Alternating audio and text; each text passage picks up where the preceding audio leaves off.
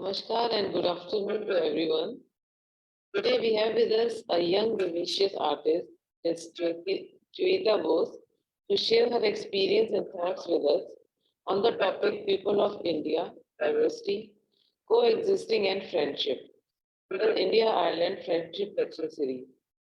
Mr. Bose, pardon, Ms. Bose is a professional fine artist and illustrator based in Calcutta. She is a graduate from Indian College of Arts and Craftsmanship, with bachelor's in fine arts from Rabindra Bharati University.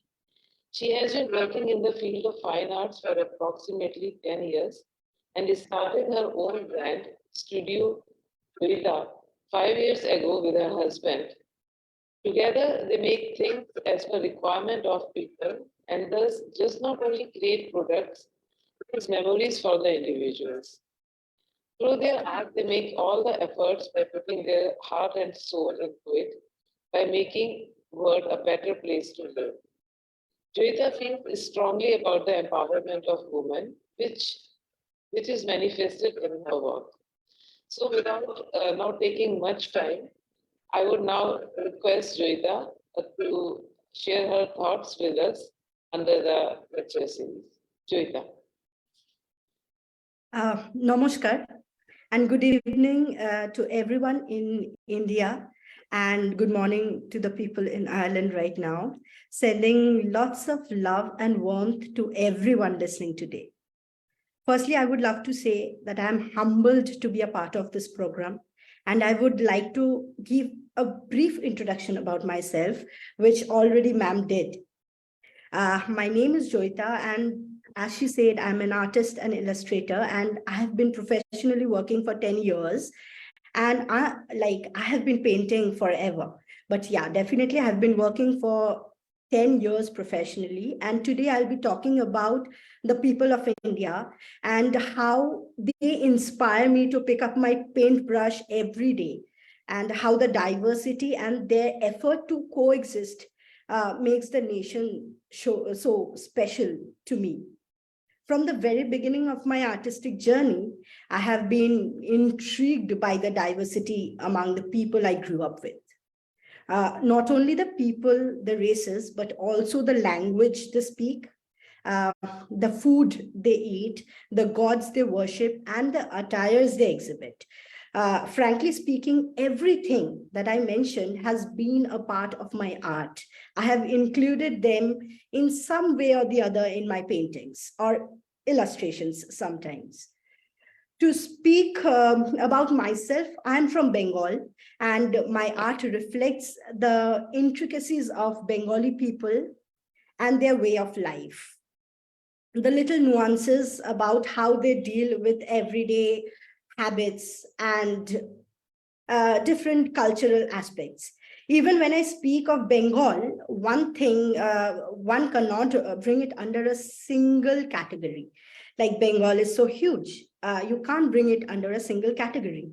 From one district to another, the people, their way of life, their art, their expression, and every little detail are different. And I just spoke about the state I live in. Imagine a country with 28 states and 8 such union territories, how huge and how diverse the cultures are. Before starting with everything I have to say today, I would like to mention 2 quotes that touched my heart. One by Pranab Mukherjee, who was the ex-president of India. He is again from my state, and I love what he said. The soul of India resides in pluralism and tolerance. The plurality come with the assimilation of ideas over centuries. Secularism is a matter of faith for us.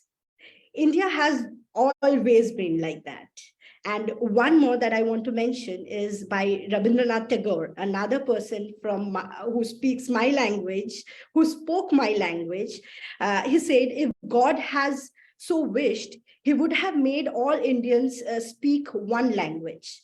The unity of India has been and shall always be the unity in diversity. So we are all kind of stitched together with a thread of the same nationality. We choose to live together, struggle together, and most importantly, dream together. When I represent the Bengali people in my paintings, somewhere someone in some other corner of the country relates to the feelings and the sentiments, even though like they belong to a completely different culture. It is through my own experience and interactions with people all over the country and from different backgrounds, and even from Indians who are not living in India, like the NRIs. I understood and observed how our sentiments are so well attached with an invisible string, even when we differ visually and ideologically. With my unique identity, it has been very easy and convenient to touch the hearts of people through my work and my painting of different identities, because our heart sings the same values. If we speak about the art forms in India, from dance to music to paintings, every state has hundreds of creativities to offer, and it boggles my mind. And I'm always awestruck about how different every art form is, and yet the materials they use, they are so similar.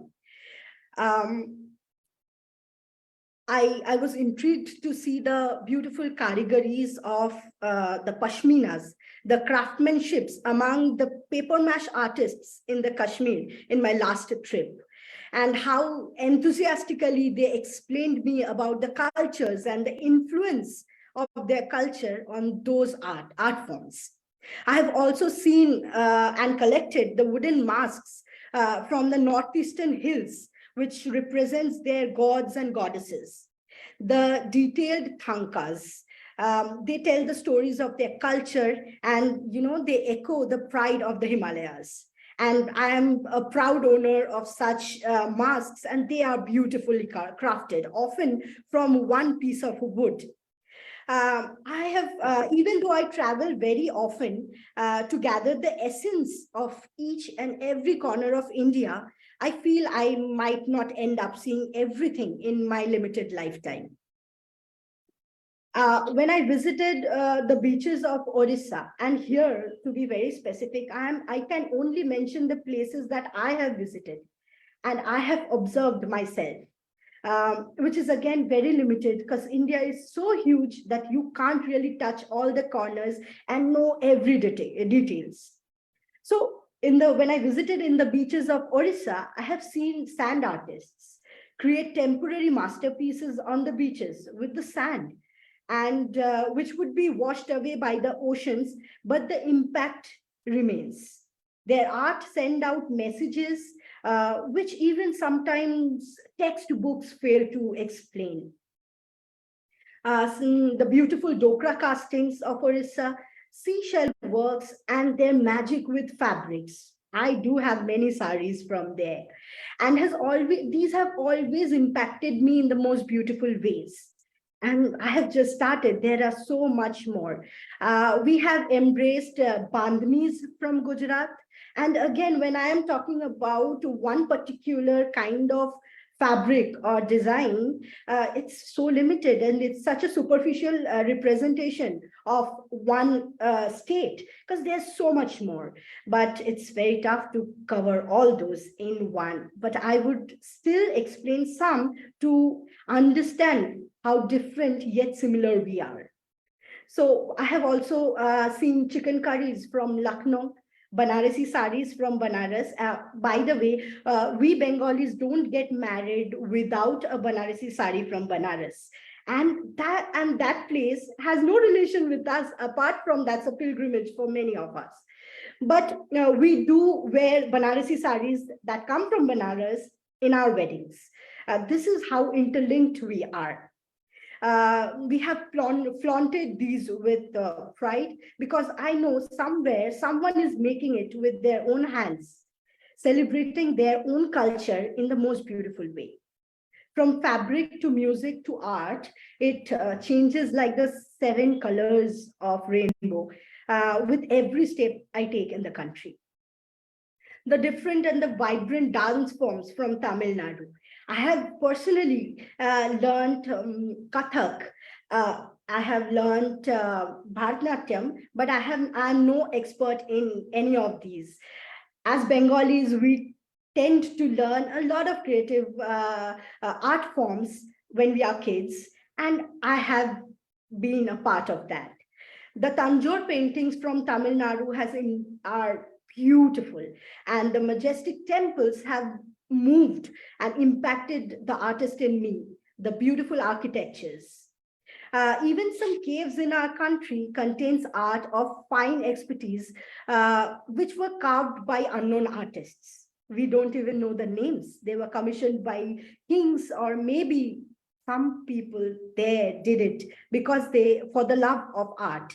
Artists in India throughout the history have not only celebrated the materialistic existence of things, but the spiritual aspect and the minute details of human emotions, which has moved me and inspired me to become an artist, or to be specific, to paint the human emotions that I see around myself. They made art not only to create a picture, but to depict something deeper, which we see in the moral perspective in various paintings from the ancient India. India has been invaded, used, explored, but somehow it still retains the uniqueness among the people. The religious diversity, the unity among them has always been the pride of the nation. People here have blended in such a way that we ourselves sometimes struggle to define the purity of some cultures. For example, we can't say what is completely pure because every neighbor has influenced the other, and we are kind of interlinked to create something special, which is different, but at the end of the day, which is Indian. But that's how we are, I guess, blended beautifully like the colors in an artist's palette. When I see my own palette, I see India there, because there's so much of colors wherever I go. Not only our skin, but also our attire, our hairs, everything has so much of colors, which we celebrate every day. When I sit in the comfort of my home in the concrete jungle of the city I live in, Kolkata, that's in West Bengal, and look at some of my art collections, or I read poems and stories deeply rooted in the soil of the country, I wonder how any artist born on this soil can run out of ideas and inspiration. We have so much, the country has so much to offer. We have it all around us, people and their struggles that needs to be voiced, their dreams that needs to be painted, their emotion that needs to be sang as beautiful songs, and their rebellion to be articulated as poems, and their stories to be narrated as dances and dramas. We are a country who are dramatic, and we can see that in our cinemas, in our dance, in our paintings, and in our rich history. There's drama all over, and we cherish that. India is rich in subjects, and anyone who needs to explore art, it's a treasure house. A short trip by a local train sometimes can be enough for me to get inspired, to imagine and capture the magic of some characters, to get to see new faces. No other face is same. No other person is same. They are living different lives. They are coming from different backgrounds, and they bring in all their rich stories.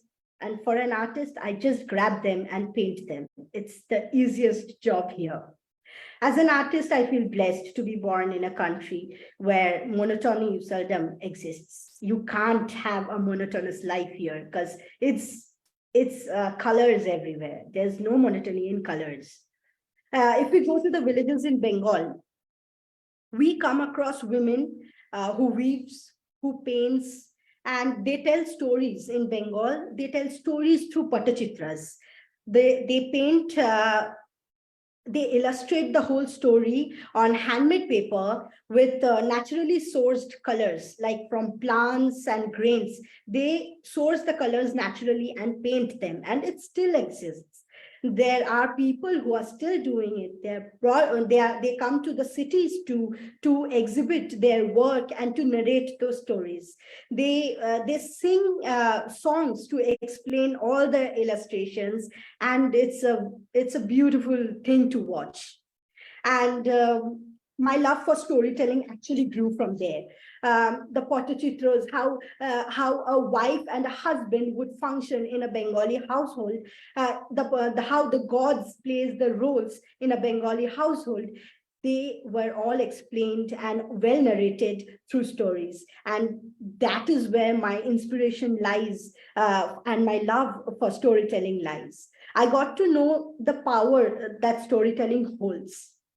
And I try to tell stories of people, and mostly women, through my paintings. From the very north to the south, to east, to west, there are millions and millions of stories that have been passed on through generations.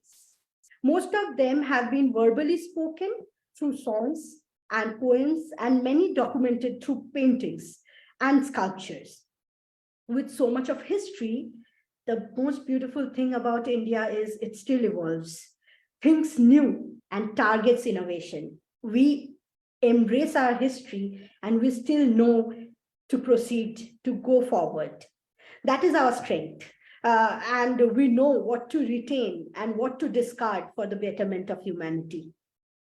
India is so massive in its diverse cultures and heritages that calling anything Indian is like putting in thousands of spices together and calling them the same. Ask the women of our country who have cooked for so many years. They have used similar spices to create magics, but we tend to call all the food Indian, but when we put them in order, there is so much to offer, even in our culinary tastes. So we are not the same by culture, by language, by religion, but we are all united by one dream. We are the product of the struggles of our ancestors, ancestors did to bring us all together, united as one independent democracy. And I'm proud of it. We are beautifully comfortable with our differences. We are not similar. We are not similar in any way. The roots and the morals and the mental developments connects us in some way or the other. My art depicts a lot about the feminine energy and the stories of women. And my talk today will be incomplete without mentioning the women of our country. Nothing on earth has inspired me more than the women around me. I have grown in a family where I had only women around me: my mother, my grandmother, my sister, my aunts who came at my place. So I have been hugely inspired by the women around me, and I've seen how, in a very Indian way, they navigated their way through the society we live in. The daily habits practiced by them has been a constant reason why I paint. I portray those little habits, little nuances of the existence of the women in India. I personally feel that there should be more documentations about how women survive, fight, and exist, and make noise in India. The diversity among them and how bravely they have made their way through the world, where, well, inequality is not a reality. Inequality is a reality, I'm sorry. This can be a whole subject to explore. The physical features differs, like we look different from race to race, and there is so much diversity there. As an artist who loves to capture the essence of people, I live in a treasure house of characters. With every ethnicity, with every race, every state, every house, there are different characters and lifestyles. Wherever I look, I see something new. From those who migrated here to those who originated on this soil, everyone has put something of their own, and the essence was embraced by our country. Art specifically has always been embraced with open arms. India being one of the most religiously diverse places on the earth, can you imagine how many stories have carried down to us every day from each religion? And me being an Indian, ask myself often, is this lifetime enough to know anything about the mammoth of the country this is? The cuisines, the spices have traveled and mixed in such a way that no person can keep their hands off. When we say Indian food, we often question how long the list of the recipes would be if we considered every delicacies from every corner. That would be endless. And even it differs from home to home.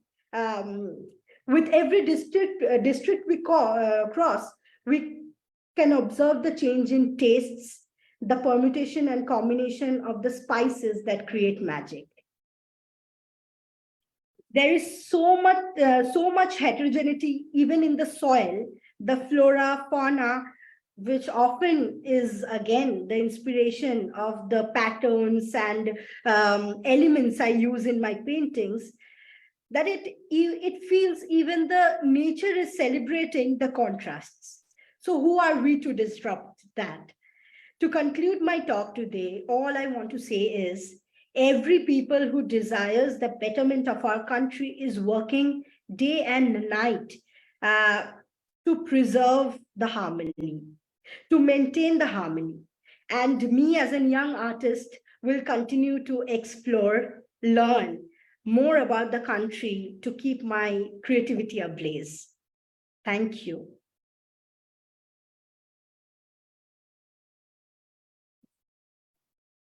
Thank you so much, Joyeeta. It's really very interesting topic. And then, as you have said that, like once an Indian, always an Indian. Wherever we go, wherever Indians goes, they take their uniqueness with them.